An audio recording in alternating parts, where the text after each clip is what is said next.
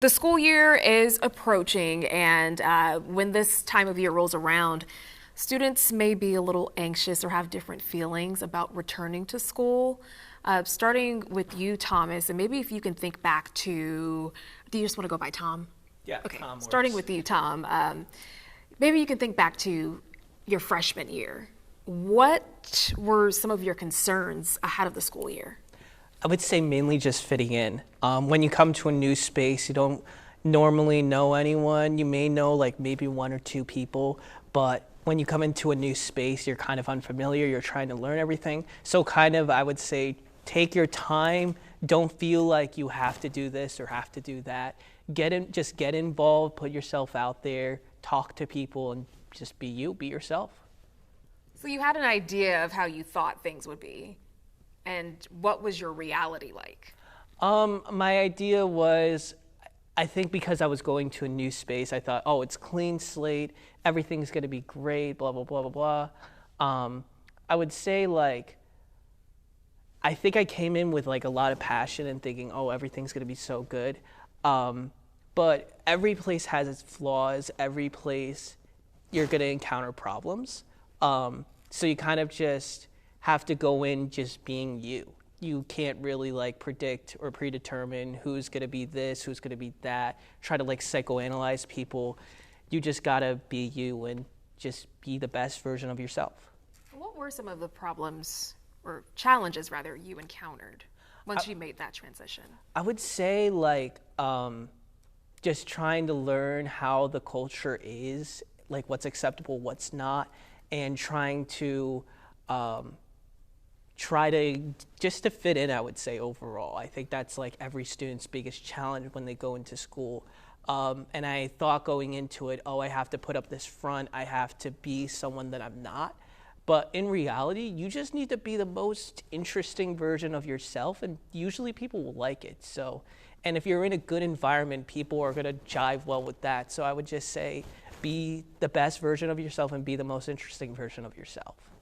Okay, and Olivia, what would you say some of your biggest concerns are? Um, Mine were like going agreeing with him, feeling like fitting in, um, wanting certain people to accept me. Especially like my freshman year, I wanted everyone to like me and like not like kind of like other people. Another thing I was really scared about was like school, because I was told in middle school, like, oh, high school is going to be hard on you. Teachers are going to follow you, not going to follow you. They're not going to slap you on your wrist and stuff like that. So I was kind of like nervous going into my freshman year, especially like homework, and I'm like multiple classes and like just homework and work in general. And then once I got into school, and I noticed how everything like ran by my sophomore year. COVID had started, so I was dealing with a lot, especially being home and virtual and stuff. A lot of things just were like, everything changed for me. It wasn't like it was in middle school. And then I went to a trade school as well, so having to learn everything at home. And then I didn't get to learn what I wanted to learn, especially being in the shop that I was in. So everything was kind of like 50-50. Like part of it I was scared, and then the other part I was like, am I going to graduate on time? Will I get to learn what other kids have learned? And then the pandemic like put a lot into it. Yeah. Describe your feelings. You know, you had all of that weighing on you in the midst of a global pandemic, and you're making this new transition into this new era of your life. Just name some of the feelings you were experiencing. I was kind of scared because it was already bad enough. I was a little nervous going into my freshman year. And then once the pandemic hit in the middle of my freshman year, I didn't know, like, back to what I was saying, like, I didn't know if I was going to be able to pass on time. I actually got into one point where I wasn't doing my schoolwork. I wasn't joining the cause. I wasn't waking up on time. I was getting phone calls home and stuff like that. And it was one point where I felt like giving up. Yeah. Okay. And what about you, Alex? So I'm going into senior year of high school. Everyone says that junior year is the hardest year because, you know, you're taking the harder classes, you know, you're trying to get your SAT to the best it can be. But I really think that senior fall is the worst part because, you know, you still have that same course load that you had the last year, but now you just have all your college essays, more SATs, and more just of everything. So like I'm taking the SAT on Saturday, and I've just been studying my butt off.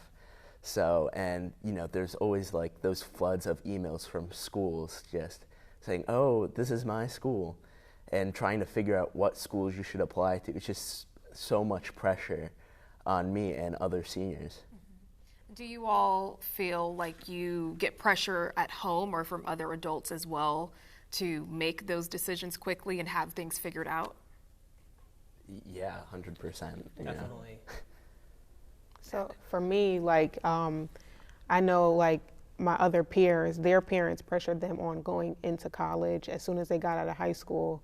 And for me, I took a year off, and then now I'm going back to school. I feel like a lot of people, and it doesn't have to just be their parents, but society has the mindset of as soon as you graduate, you need to go into school or you need to be doing something.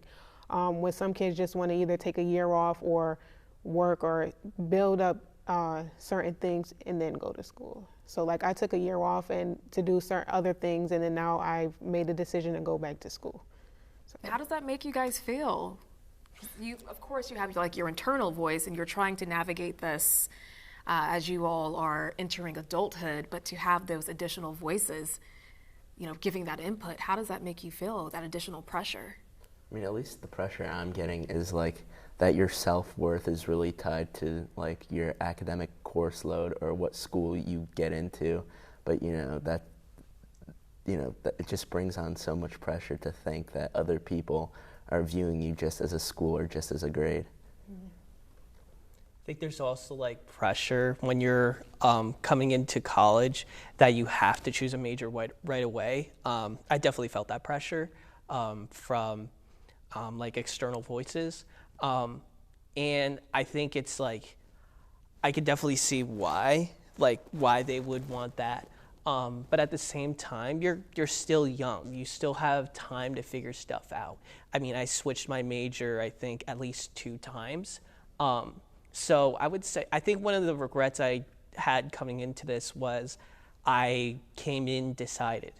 And because of that, I didn't really give myself time to explore other classes and other careers to see what I want. So I would say I would definitely say to all students, consider going in undeclared. I really think I've talked to many students who came in undeclared, and they're usually happier than students who aren't. So I would say don't feel pressure to come in decided. If you feel like undeclared is better for you, go with it. All right, we've talked about, the anxiety of going back to school, but let's talk about your relationship with your peers. That can also be anxiety inducing, as you mentioned, Tom.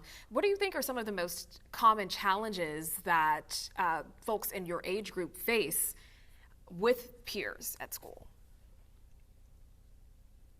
So I think that it's a lot of peer pressure going on. It's who your friends groups are, is who you're surrounded by, and what you're influenced by. So by hanging out with the correct people, you're obviously going to be less susceptible to substance use or whatever. But there's still, even with that, there's still a lot of pressure to partake in nicotine, or there's it took my school by storm, Zen. So yeah. What is that? Zen is it's a nicotine pouch which you can slide under your gum, and you can just use it in class without anybody knowing. So yeah. It's you can just see that they look like mint boxes. I just saw it.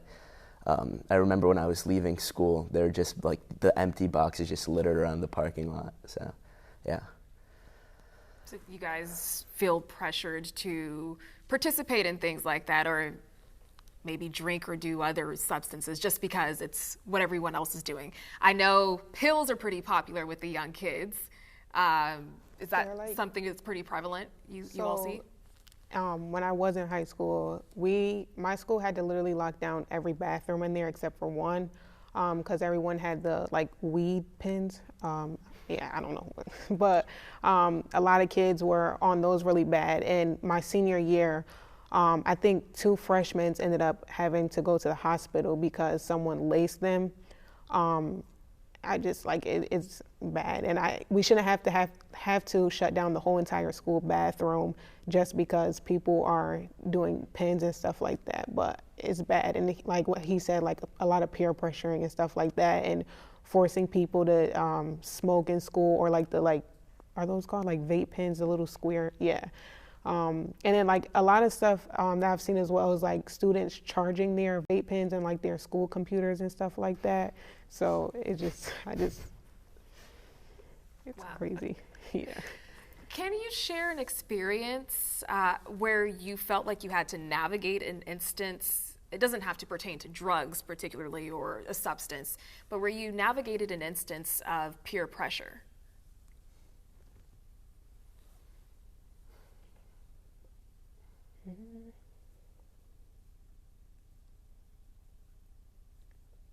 In general? Yeah. I'd say there's been instances where I've been like pressured to like kind of partake, I guess, in like, I would say like drama and gossip. And I think that's kind of like just a part of life in general where that's just gonna happen. But there are times where it just got way too much, and I'm like, whoa, whoa. And I had to take myself out of that situation because it was like, I just didn't want to get myself, I didn't want to get myself hurt pretty much. I can speak on like social media. Yes. A lot of kids like bullying. They feel like if two people get into an argument or whatever, and they feel like a group of people can come up on one kid and keep like bullying them and keep saying stuff to them, and like, is antagonize the word? Like, I don't know, like basically cyberbullying, just bullying a kid, and then it comes to school and fights and stuff happen. Yeah. I've experienced that a lot.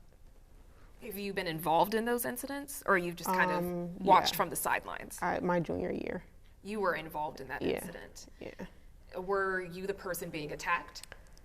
It was like 50-50. It was outsiders, that people that didn't even go to the school, and it was also insiders.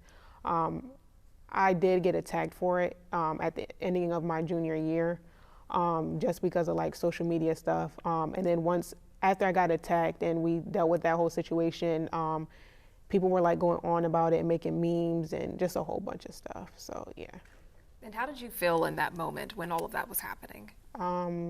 I kind of was like embarrassed. I actually didn't want to go back to school. I didn't, and then at one point I was feeling like, were people on my side or were they on her side? I didn't know whether who was my friend in the situation. I don't know, like really like looking for people to like be on my side, but then I had to realize like the people that I'm looking to be on my side are the ones that are being messy and going in between me and her. So yeah, I kind of was like embarrassed, and I didn't want to go back to school or be involved with anybody. Yeah, you felt isolated? Yeah. And did you talk to adults about this? Only person I really had in my corner was my mom. She was the one that was going to bat for me. Actually, my principal really wasn't on my side. Security, state troopers, when it was time to talk, everyone hid their hands. When I was in the situation, we told, and I went to teachers. Teachers knew about it. Counselors, everyone knew about it. No one addressed the situation. They wouldn't say nothing to her. They wouldn't call home, like say anything. So good thing I have the mom that I do that's gonna go and fight for me. But if it wasn't for my mom, I doubt half of the stuff that happened or got addressed wouldn't have happened. How did that affect your performance at school?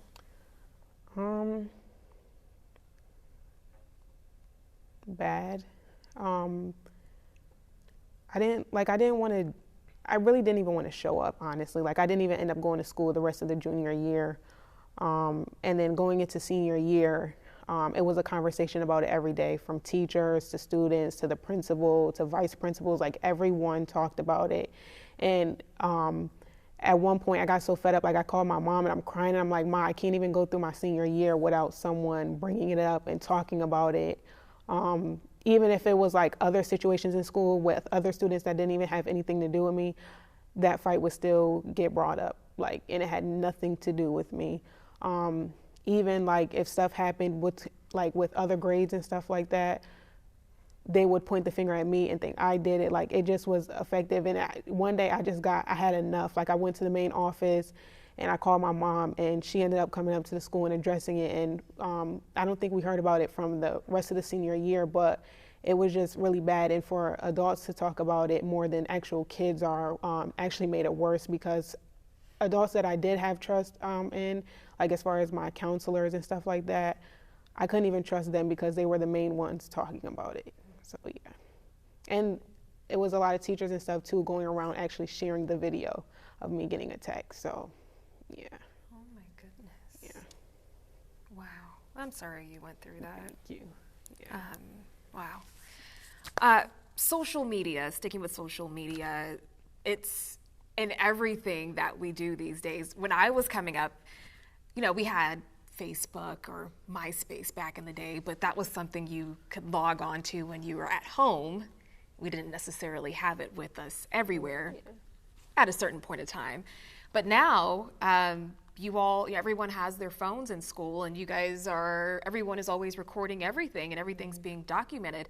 How has that shaped how you show up at school, how you just show up in life when you're around your peers? This reminds me of a conversation I just had with my parents.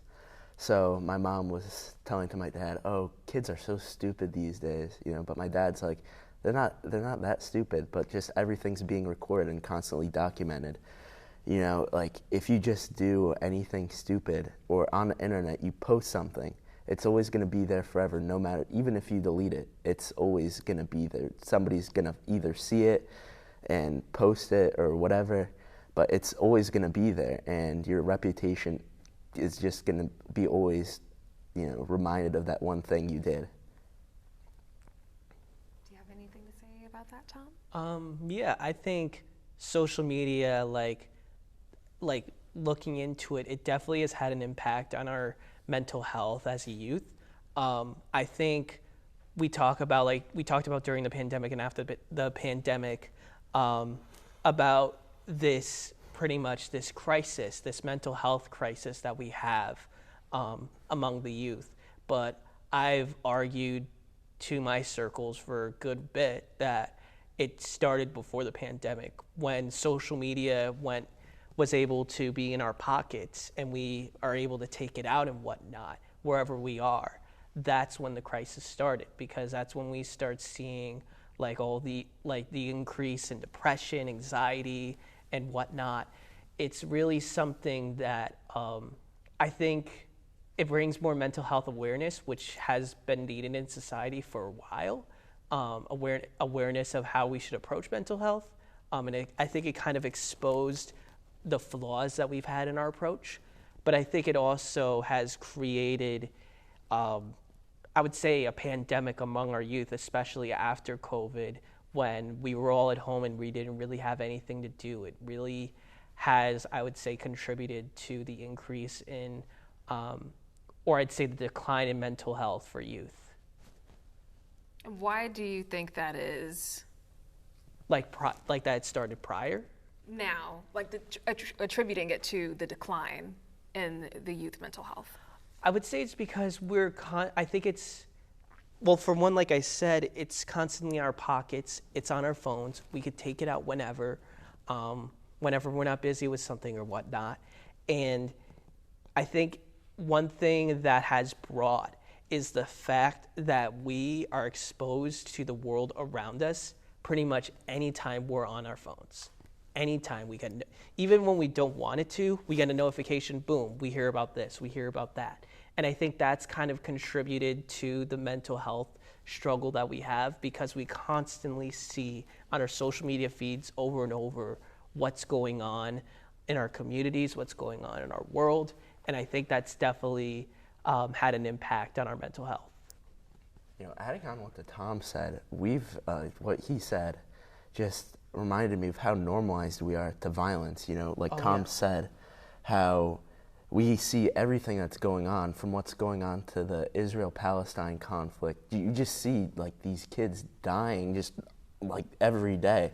We've become so normalized to the school shootings, to people just dying all the time, and it's just, you just look at, 20 people died in a school shooting. Oh, it's just a normal day, It's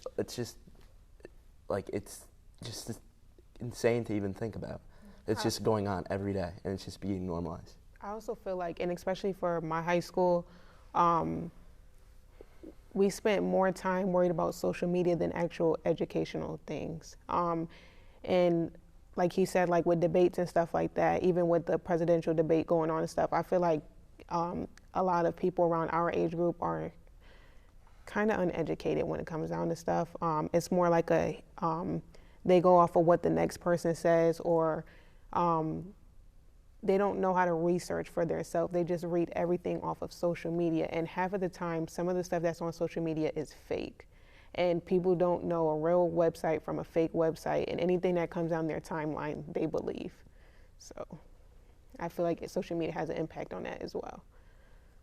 And that can affect your mental health. Yeah. So you all, I'm sure when you're at school, they always let you guys know that there are specific resources available should you feel like you need to talk to someone about any mental health challenges you all are facing.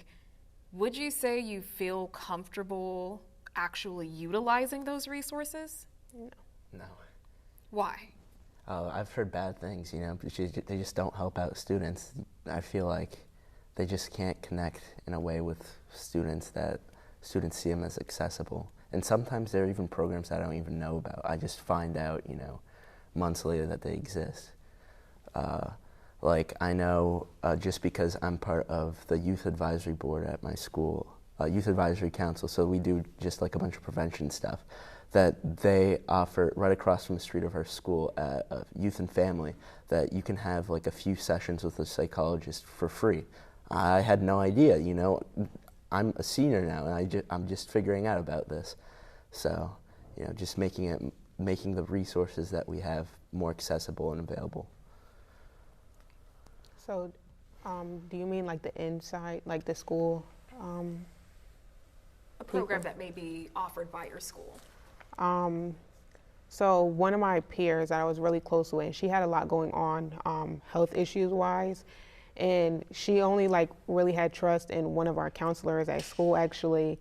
And that counselor went and told everyone her business, down to like other staff and students. And that counselor actually didn't know that me and my friend were that close. And I told my friend because she had some actual real health issues going on to the point where she couldn't even come into school. And I just feel like no one can ever like go to a counselor or something, especially in school, because it's like you never trust them. It's like your business is always getting told. And they always say like, we only tell your business if you're in self-harm and stuff like that, but you can tell them the most smallest thing and your business is still getting around. And like he said, you would really have to go outside of your school to find the help that you want. I really liked what Alex brought up about the resources. I mean, when I was going to high school, we had one mental health counselor for around 1,200 students. And even at Southern, where we do have better mental health access and support, it's still it's hard to get an appointment there. I think the last time I went there at my school, I was being seen by an intern because all the counselors were taken by appointments. But it's I think it really speaks to lack of mental health resources that we have at our schools. I mean, I didn't even know that we had a counselor, mental health counselor at my school until my senior year, and it's one. And I don't even know if he's still there. I heard rumors that they fired him or laid him off or something like that. So I think it speaks to, Olivia was saying, how much they emphasize it, but how much they don't deliver on their own side. I think that's really what it speaks to. Now, just to wrap this up, what do you wish adults paid more attention to? I remember when I was younger, I had a lot of feelings about things, but I would often feel unheard when I expressed those things to adults, and I felt like I might as well just kept that to myself. So what do you wish adults knew or understood or were a little more, gave you all more grace on? I feel like for teachers, I feel like as a student, you can sometimes feel lonely when you're surrounded by people. So just even like just developing a relationship with every student, just saying hi, how's your day going, goes such a long way into just making your day better. I feel like people should start noticing, like, listen to the whoever's talking talk. So if you're like, oh, what's wrong? Why are you so closed out? And the person's like, well, I'm depressed, or giving their reasons, and you're interrupting while they're talking, and they're like, no, nothing's not wrong with you. No, you're not depressed. No, you don't have anxiety. Nothing is wrong with you. Instead of just being quiet and letting the person talk and express their feelings and figure out the issues afterwards. I think just being able to listen and approaching issues like this with sensitivity, because I think we all know how to approach mental health issues, and we know how sensitive these issues are and how much it means to us when we talk to someone, to an adult, about it. And I mean, there was even one time when an adult laughed at me the moment I told them that I had depression or anxiety. And I think that's one thing that they really need to work on, is like appreciating how sensitive these issues are and how much it means to young people when they bring it up to adults they trust. So I would say, yeah, just knowing the stigmas, knowing how sensitive these issues are, and just listening. That's what I would say. Now, how did that make you feel? There's already a stigma around getting help for mental health, getting treatment, and you went to try to go about it, quote unquote, the right way, doing the right thing, and someone laughed in your face. How did that make you feel? It hurt me. I'm going to say it straight out. It definitely hurt me because I trust this person. It took a long time for me to build up trust with this person. It took a lot of courage on my end to speak out about these issues. And for it to kind of be thrown aside or devalidated, it took a long time for me to rebuild trust with that person to ever talk about mental health again. And if there is a young person who's watching this and they identify with what you just said, what would you say to them? Talk to your peers, talk to your friends, people that you trust. I think we're in an age where our generation is very aware of mental health and the sensitivity of it. So I would say start with your best friends, start with your friend group and people that you could trust. That's like, I would say that would be the best place to start. And then from there, go seek professional help if that's available to you. That's what I would say.